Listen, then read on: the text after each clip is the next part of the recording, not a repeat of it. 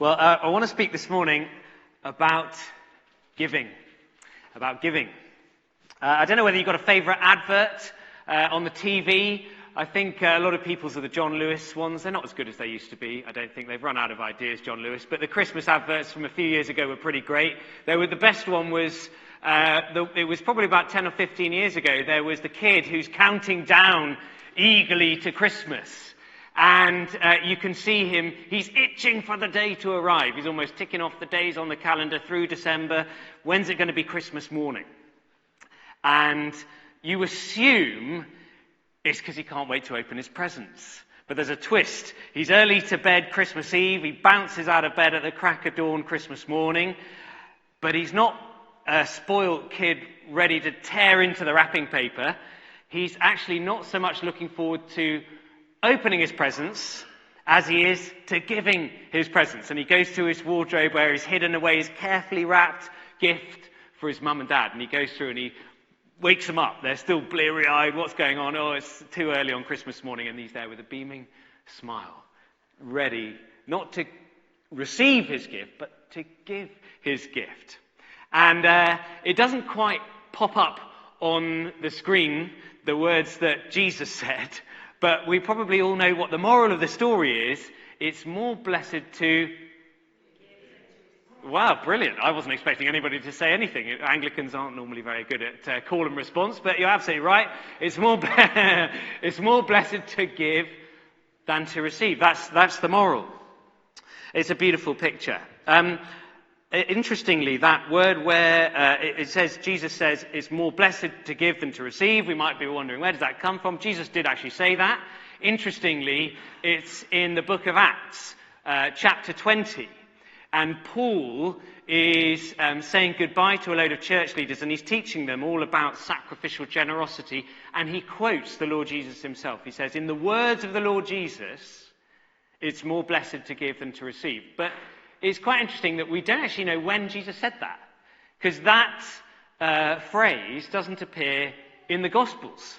So it might have been in the Sermon on the Mount, which Francis just read from, Jesus' very famous section of teaching about giving in Matthew chapter 6. To be honest, it's more blessed to give than to receive is a fair summary of Jesus' teaching there, but it doesn't actually say that. So it was obviously a pithy saying that kind of lodged itself in people's memory, and they passed it down orally. So then Paul quoted it later on in Acts chapter 20. It's more blessed to give than to receive. Powerful, challenging, encouraging. But if I'm honest, I don't know, and I bet if you're honest as well, my reaction when you actually stop and think about that is to think, really? You know, it sounds good. And it sounds like a nice idea, but if I'm being totally honest, hand on heart, I probably would rather receive than give. Come on, I'm not the only one. I'm sure you're thinking it as well. But if actually, when it comes down to it, you probably would much rather receive a gift than give one. We all know the warm, fuzzy feeling that comes from choosing out a thoughtfully selected present for somebody. But Paul, when he quotes Jesus there, isn't talking about a nicely wrapped Christmas gift. He's talking about sacrificial generosity. He's talking about putting other people first with our silver and gold, is what he's saying. So if it's not too irreverent to say so, it feels like one of those things where I almost want to say to Jesus, you know, that sounds like a nice idea, but I'm not sure really I agree. Surely it can't possibly be more blessed to give than to receive, can it? Don't know what you think. Well, we are in a series. We're looking at what have been called down the centuries the spiritual disciplines, the spiritual rhythms and practices and habits that Christians have made as part of their discipleship. Disciplines are, a disciple is somebody who's disciplined. And we thought about prayer. We thought about meditation. We thought about study. We thought about fasting. And this morning, we're thinking about the spiritual discipline, and it is a discipline, of giving your money away. Now, As part of this rather rambling and long introduction, I'm almost tempted, pardon me, to give an apology for bringing this up, especially if you're new to church, and I've seen one or two new faces. Great to see you here. But almost tempted to give an apology if this is your first time or you're a visitor this morning coming along to church. Oh, here we go, we're talking about money. I actually had a conversation with somebody this week who said, I've been meaning to go to church for ages, and so I'm going to come this Sunday. And I was everything I could do not to sort of go, don't come this week. Maybe come next week, because we're going to be talking about money. But actually, I don't apologize because Jesus talked about money all the time. Jesus wasn't afraid to talk about money. In fact, he was very comfortable talking about money, not from the perspective of wanting to line his own pockets. You know, anybody, even if you're not a Christian, anybody who's got any kind of passing knowledge of Jesus knows that he wasn't somebody interested in making money out of his followers. Jesus was somebody who constantly was giving away. He gave everything away. Jesus was homeless, they reckon. Jesus gave his life away. He wasn't interested in making money out of his followers, but he was interested in changing his followers' approach to their possessions and their finances and redirecting the flow of their money away from selfish accumulation and towards kingdom building.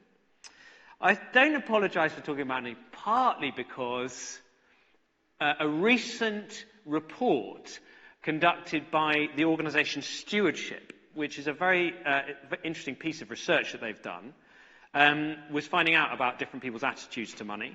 They discovered that among Christians, if you're under 35, Christians under 35 want more regular teaching in church about how to be generous. Apparently 46% of people under 35 want to be told at least monthly about how they can learn to be more generous. Isn't that interesting? If you're over 65, it's only 5%.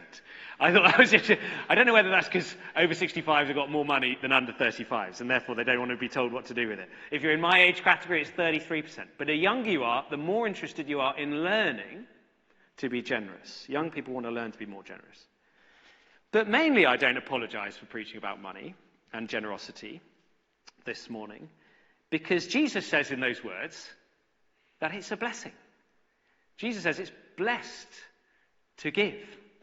You know, Jesus is not interested in pressuring anybody, I don't think, to do anything. He's not interested in cajoling or guilt-tripping people into being generous with their money. Jesus is all about grace. I don't know whether you can remember all the way back to our annual vision last year. We've been mentioning all the way through the year that our focus is wanting to be on God's grace this year, his amazing grace. And there's all the difference in the world between following Jesus because you feel you ought to and following Jesus because you want to. There's all the difference in the world between giving your money away and being generous with your possessions and your finances because you feel it's the right thing to do, and being generous with your possessions and your finances because you want to, because God has changed your heart by his grace such that you can't help but not keep them to yourself. So Jesus says it's a blessing to give, and if that's true, and I believe it is, that giving is a path to God's blessing, then my prayer is that our church would be blessed as we learn together the discipline of generous giving. So,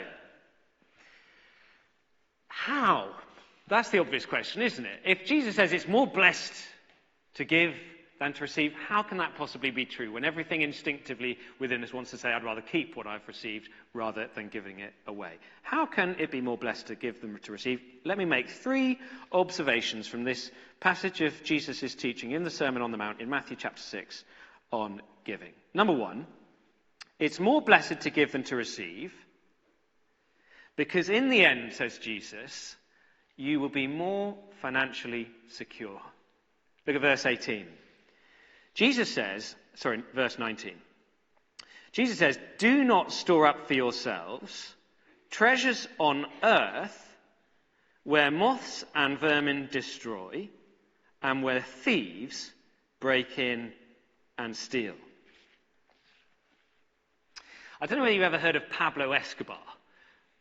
but you probably won't admit to it if you have. Pablo Escobar he was reckoned at one point to be either the world's richest man or one of the world's richest men. Nobody actually ever quite knew for certain how much money Pablo Escobar had because he was a Colombian drug lord. And so for fairly obvious reasons, his finances weren't particularly transparent. But Pablo Escobar had so much money, and obviously, it couldn't be in the bank, so it was all in cash. It presented him with a logistical problem, what to do with all of that cash. And there's a couple of statistics which I love about Pablo Escobar. Number one is he had so much money that at his peak in the 80s and 90s, him and his team spent $2,000 a month on elastic bands to bundle together all of his piles of cash. Isn't that amazing? But also, the other amazing statistic about Pablo Escobar is what do you do with all that cash? They just had to hide it in the wall and then bury it in the ground and stuff it away in barns and shove it under tarpaulins in a field. And his accountants budgeted every year to write off 10% of his income to mold, water damage, rats, and simply being forgotten where you put it.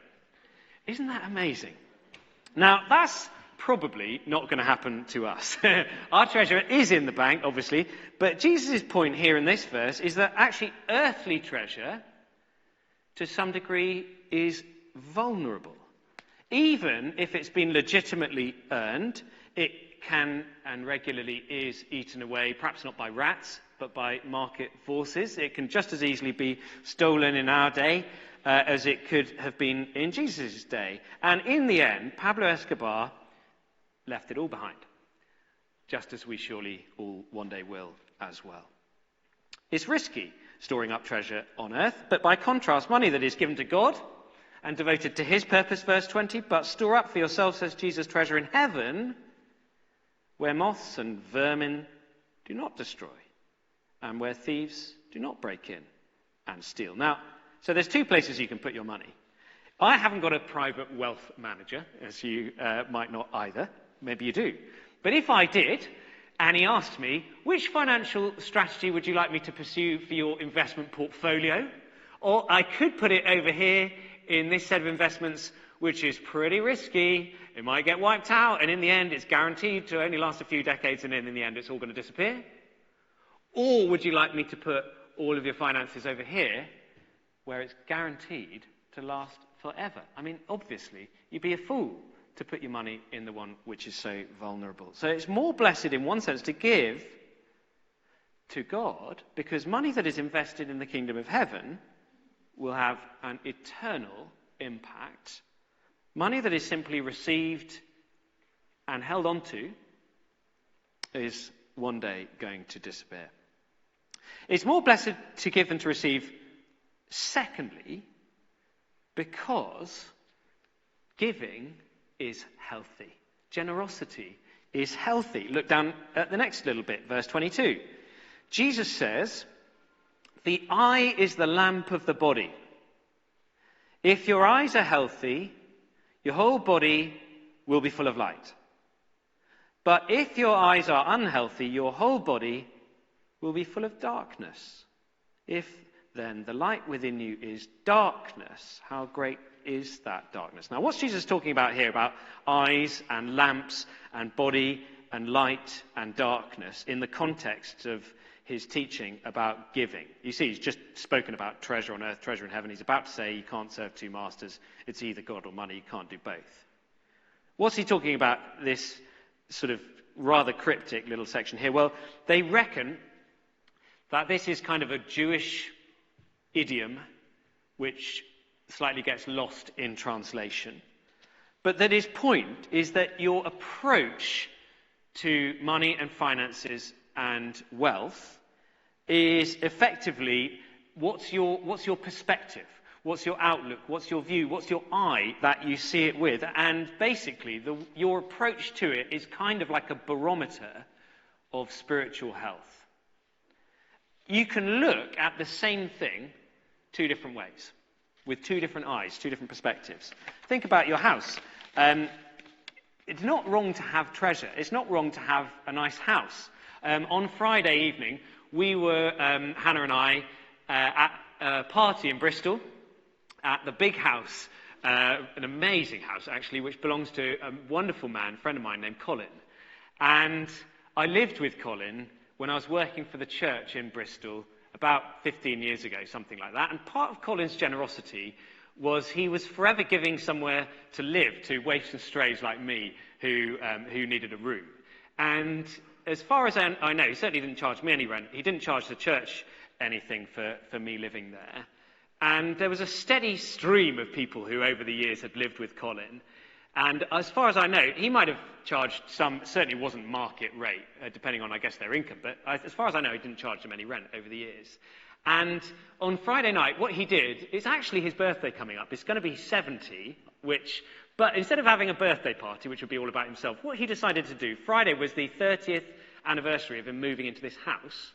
So what he did was he had a party for all of the people who had lived there over the years. Wasn't that amazing? Now, Colin could be in that big house all alone. Just like I was reminded of the movie Citizen Kane. I don't know whether you've seen Citizen Kane. When they talk about the best movies ever made, Citizen Kane is normally up there on the list. It's basically a cautionary tale about the perils of storing up for yourselves treasure on earth. There he is, Citizen Kane, Charles Foster Kane, richest man in the world, in the biggest house in the world, at the biggest dining room table in the world, all by himself. Alone, unfulfilled, unhappy. Now you can look at the same thing two different ways, and there's a healthy way and an unhealthy way to look at it. Your posture, your outlook, your perspective, says Jesus, your eye can either be healthy, verse 22, or unhealthy. It's healthy to be generous. You'll be less anxious. Look at what Jesus goes on to talk about in the next section, verse 25. Do not worry. I tell you, do not worry about your life, what you'll eat, what you drink, what you wear. Look at the birds. You know, God provides for them. You know, Solomon, verse 28, he wasn't dressed like the flowers of the field. If you're storing up treasures on earth, you're probably pretty likely to be quite anxious. You don't get the point. This is the point of Citizen Kane, isn't it? You don't get less anxious the more money you have. But you do, says Jesus, get less anxious the more generous you are with what you have been given. It's more blessed to give than to receive, because you're more financially secure, because you're more healthy, but thirdly, because in the end, God will reward you if you are generous with what God has given you. Don't you think it's interesting what Jesus says in verse 19? He says, do not store up for yourselves treasure on earth. You might think that when he goes on to contrast it in verse 20, he would say, but store up for other people treasure in heaven. But it's interesting. He actually says, he encourages us to store up for ourselves treasure in heaven. There's two ways we can store up for ourselves, a good way and a bad way. And Jesus, what he's doing is incentivizing the steady accumulation of heavenly treasure by giving it away. That's what he's talking about. I mean, he's talking about giving your money away. But he says it's in our interests to do so. So look at verse 3. He says, look, when you give, don't let your right hand let your left hand know what your right is doing, so that your giving may be in secret. But then he says, verse 4, your Father who sees what is done in secret will reward you. He will reward you. Now, what's that reward?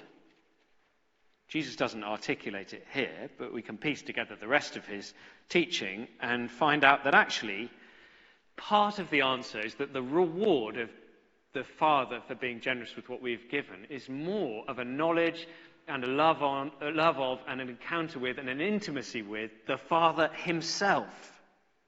You know, in verse 24, Jesus is saying you can't serve two masters. You can't serve God and money. Impossible.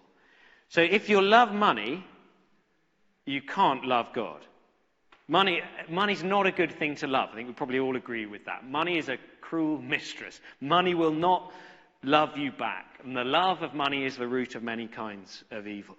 But if we stop loving money by giving it away, and we learn to love God instead, and our heart, therefore, is bound up with him, verse 21, where our treasure is, there our heart will be also, there's a sense in which that is its own reward, because God, loving him and encountering him more and finding out more of his love for us, that is its own reward. Part of the answer that the reward of the Father for those who are generous, you've got to be a little bit careful about how you understand this, but part of the answer is that God actually often rewards us in this life. Now, there are many people who have testified to the fact that when we've put God first with our finances, actually we found out he's blessed us in so many different ways. The reward has been pretty quick to come back. Now, not always. So that's not guaranteed that the reward is in this life. But actually, ultimately, we know that the answer is that when Jesus says there's a reward for those who are faithful and generous with what God has given to us, that's got to be understood in the context of eternity. That Jesus, in lots of places throughout the Gospels, is regularly talking about when the Lord returns. What will we be found to have been doing with what he has entrusted to us? And he regularly spoke about there being an eternal reward for faithfulness. Well done. Don't you want to hear those words when the master returns? Well done, good and faithful servant. And we don't know what that reward is going to be. Of course we don't, because it hasn't happened yet. But if there is a reward in heaven for those who have been generous with their earthly treasure, you can guarantee that that's going to be a reward worth having. So, practically, let me share some statistics. I mentioned this report undertaken by Stewardship, research into the state of charitable giving in the country in general and in the church in particular. And it's a really fascinating research. You can find it online by Stewardship. They discovered that in 2025, how much of the proportion of the country do you think gives to charity? It's half, exactly 50%. So half of British adults, obviously they can't measure for things like spontaneous, informal, helping out a mate, that kind of thing, but in measured, giving to charitable organisations, churches, Christian charities, secular charities, half of the population of this country gave to charity in 2025. And the typical donation amongst those who give regularly is around £30 per month of the general population, all adults in this country, about £30 a month. They discovered, I don't know whether this surprises you or not, but that the average Christian gives over £100 a month away. I think that's amazing. Followers of Jesus are not holding on to what they've been given, they are giving it away. And on average, of those Christians who are giving generously, on average, half goes to their local church and half goes to other secular and Christian charitable causes. So that's over £100 a month on the average Christian. But now they break down this research into different categories of givers. And they included what they call cultural Christians, church-going Christians, practicing Christians, and committed Christians. And they've got a definition of how, whether or not these are, it's kind of to do with the frequency of whether you actually go to church, or whether you go to church every so often, or whether you regularly go to church and pray and read the Bible, all of that kind of thing. Now, the average committed Christian, according to this research, in 2025 gave away 3 times more than the average Christian. The average committed British Christian in 2025 gave away, as a proportion of their income, 10.4%. That's extraordinary. That is much more generous than any other category of person. Half of British adults did not give anything committed, regular, disciplined away to charity in 2025, but the average committed British Christian gave away 10.4% of their income every month.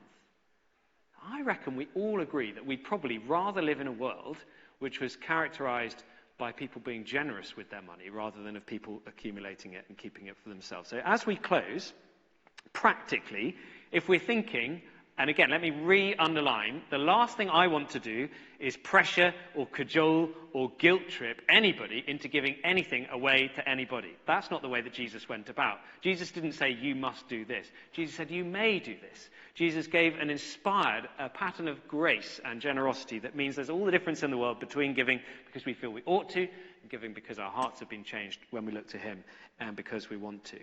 So how might we do that? If we're thinking this Lent, and what we've been saying through this series is that Lent is a time we want to focus on spiritual disciplines. We want to dip our toe into things like prayer and fasting and meditation and study. So if we're thinking, okay, this is something that I'd like to grow in, how can I go about it? Well, I think a lot can be drawn from that word in verse 20, store up. Jesus says, don't store up treasures on earth, but store up for yourselves treasures in heaven. And don't you think that suggests a kind of careful, deliberate, planned, and regular setting aside of your treasure? You know, Jesus isn't talking about writing a one-off check and being done with it. Anybody who knows about fitness knows that you don't just go to the gym once and expect to be nice and healthy. We're talking in this series about developing rhythms and habits and practices that will mean that over time we become the kind of people for whom generosity is natural. So if we'd like to grow in this, the first thing to do is start giving if you're not already. Have a think and a pray. Lord, who do I know who's in need? What charities are there which are on my heart? Rather than just giving as the need arises reactively, how can I be proactively about giving my money away? So start if you're not already, unless with the important caveat you are in unmanageable debt, in which case make a plan to pay off your debts first before giving your money away. And come and talk to us if you think it might be helpful, some things that Francis mentioned about how to get out of debt. So if you're not already giving, just start by giving regularly. And as with all the disciplines, we've been saying it's much better, rather than going, and looking at these great, generous people and thinking, I could never do that. Start with something small. Start with something manageable that you can actually stick to and work your way up. This whole thing of 10%, which is quite interesting that committed Christians give 10.4% away, because you might have picked up that in the context of Christian giving, people often talk about tithing, 10%. Where does that idea come from? Is that a rule? No, it's not. It was a rule in the Old Testament. Jesus doesn't reinforce that rule. In the New Testament church, I think we can think of that 10% not as an obligation, but an opportunity. It's a goal to be aimed for. For some people, it will be far too much and totally unmanageable to give away 10% of their income. For other people, actually 10% is easy to give away because so it doesn't feel particularly generous. But you'd need to work out what's doable for you. So some practical things. Why don't you review? Yeah, if you're not giving already, have a think and a pray. Lord, can I start? Or maybe you set something up a long time ago, and this often happens with people. They go, right, yes, I'm going to get giving, and then they set up a direct debit, and they never think about it again. And then 10 years later, actually, suddenly their income has gone up, and then actually now what seemed like it was a stretch at the time no longer feels like it's particularly generous at all, and it might need to be revised. Or your circumstances might have changed, and you think, well, do you know what? It's appropriate for me to bring that amount that I'm giving down. So why don't you review what you're giving and do it deliberately, rather than just thinking, oh, it's out of the way, and I'm never going to think about it again. Jesus says in verse 3, your giving can be in secret. And I think there's something about, you might have noticed that we don't pass around a bag or a plate in church like perhaps in the past a lot of churches used to do. I think the reason for that is that the last thing anybody wants, especially if you're new to church, and welcome if this is you, and you're just exploring Christianity and thinking whether or not this is for you, is to see, the last thing you want is to see the bag coming towards you down the pew. Oh no, patting your pockets. Oh no, I haven't got any money on me because nobody carries cash anyway, and everybody's going to see, am I going to put something in there or not? So we haven't got a bag. You'll be relieved to know.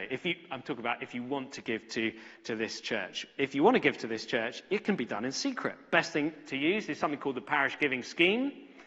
You can find out about that online. You can do it online. Nobody needs to know about what you give. except the treasurer, and she's very discreet. Or in fact, you can actually tick anonymous. Nobody needs to know how generous you're being. It's between you and the Lord. When Jesus says your giving can be in secret, don't let your left hand know what you're doing, I reckon practically he doesn't say don't let your spouse know what you're doing. And I think it's probably just a worthwhile sort of saying, actually, do you know what? Have you talked about this with your spouse? Have you talked about and sitting down and making a financial plan together?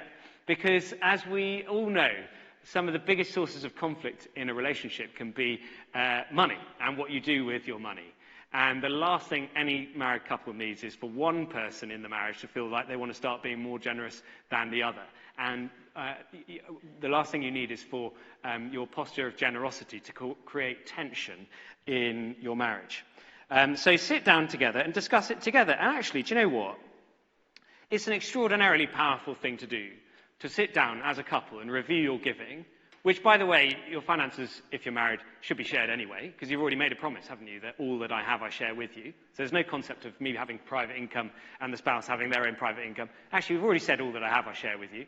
So if you're doing that anyway, nothing more powerful than to sit down and say, shall we together decide to deliberately be generous to where should we give our money away? That's a very powerful thing to do together. Don't make the mistake of thinking, maybe I'll give it a go when I've got a bit more money.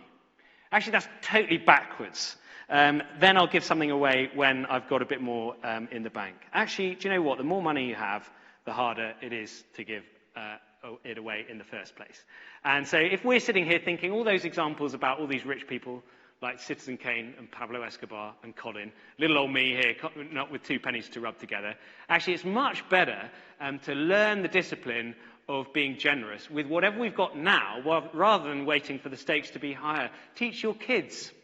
We should be teaching all of our children to learn how to be generous with what little income they've got. It's possible to learn how to start being generous when you're paying a mortgage.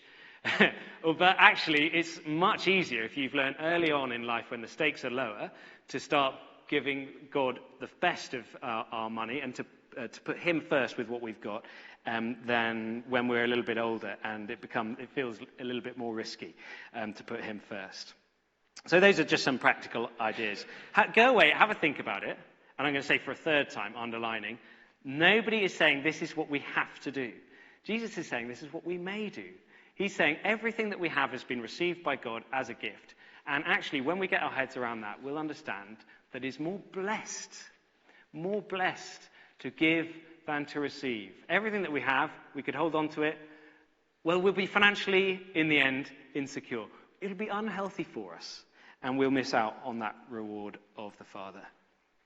But the reason why that John Lewis advert struck a chord, and it did, I'm sure probably people can remember it, and I think this is probably an over-exaggeration, but when I just reminded myself of it as I was Googling it in the week, there was all sorts of gushing praise for this wonderful, 90-second clip that produced tears in everybody as this wonderful reaction of this beautiful picture of generosity.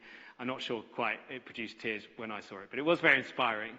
But the reason why it struck such a chord is because it is powerful to look to somebody and see an example of generosity.